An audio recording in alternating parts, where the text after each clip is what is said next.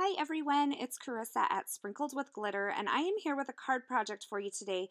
Today I'm going to be using one of these cutouts dies from We Are Memory Keepers. I'm going to be using this polka dot one, but you can see it also comes in a chevron and a banner cutout too, so you could do some really fun things with this.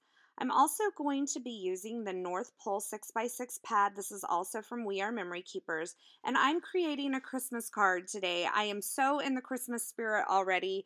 You can see I already have my green cardstock and of course some gold glitter. I have a piece of Nina Solar White 80-pound cardstock, and I'm going to line up my die on this. Now, I found the best way to do this is actually to use my grid mat to get it straight on there. And I also found it's best if you cut this to about 3 7/8 by about 5 1/8. And that kind of centered it best on the card for me when I was doing a card layer. So I ran it through my Evolution die cut machine, and you can see that really cool pattern there that cuts out on the front of the card.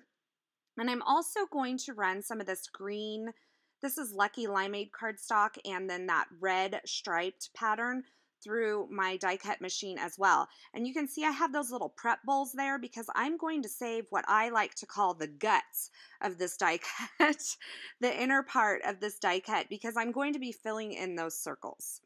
So now I'm going to take this piece that I cut out earlier, this is the white cardstock, and I'm just adhering it to a piece of Lucky Limeade cardstock.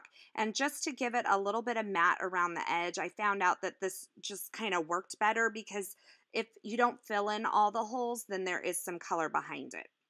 And now it comes to the fun part. I'm just going to start adding these in, but I wanted some of them popped up. And so what I did was I went ahead and just added some foam adhesive just randomly onto some of those circles. And then I'm just going in with my quick sticks tool and I'm adding some of these cut out circles onto the places where the circles are cut out. And then to adhere some of the ones that were going to be flat, I just used this Zig 2-way glue pen. And I stuck some glue in all of those little circles and just tried to keep this as random as possible. So like I said before, some of them are popped up, some of them are flush, and then a couple behind the sentiment didn't even get filled in. Now I was looking at this and it was looking kind of blonde. I felt like it needed another color. So I took this shape and tape. This is the black and white shape and tape. I stuck it on a piece of cardstock and cut out some circles from that too. And then I ended up filling in the circles with that. Now I end up going in and changing this later, those black and white circles to a wood grain, but just so you get the idea of what I'm doing here. This stamp set is from Mama Elephant. It is called, I believe, Merry Messages, and I'm going to take that Merry Christmas and a Happy New Year sentiment, and I'm going to emboss it on a piece of vellum. So I prepped the vellum with the EK Success powder tool, and I'm just inking up my sentiment in some Versamark ink and then stamping it right along the bottom of that vellum. Then I can add my gold embossing powder, and I'm going to heat set that with my heat tool. And when you're embossing on vellum, just remember to keep your heat tool moving. So you can start by heating it from the back and just emboss it until it's melted. Once I got that embossed, I went ahead and trimmed that down just right along the edge. And that's why I like to stamp these along the bottom because it makes it really easy to cut them out later. This cardstock's cut to 5.5 by 8.5. And I scored it at 4 1/4. This is Nina 110-pound cardstock. And then I just used my bone folder to make a nice crease. And while I had my scoreboard out, I went ahead and scored the end of that sentiment piece because I'm going to wrap it around the back side of the card to secure it in place. I wanted to attach a piece of this striped cardstock to the bottom of the sentiment. So I just added a little Zig 2-way glue and then adhered that along the bottom of that vellum piece.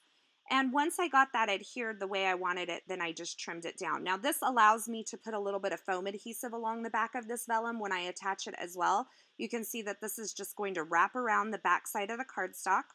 And I just added a little bit of foam adhesive right where it was hidden behind that strip of cardstock there. And to attach the back tab, I just put some tape runner adhesive on that, and then I could wrap that around, and I'm just going to put it along the right side of that card there. And this kind of was a little squirrely for me to get on there because I had all that adhesive, but I got it on there. And then I attached this whole piece onto that card base and just centered it in there. Now, here is where it gets really fun because this card is fun and it's cute as it is. But I have these epoxy dot stickers. They're from bottle caps and they are so much fun. So I just kind of added those randomly to different ones of the pattern paper and the glitter and the colored cardstock and all that. And it just makes this really cool dome effect.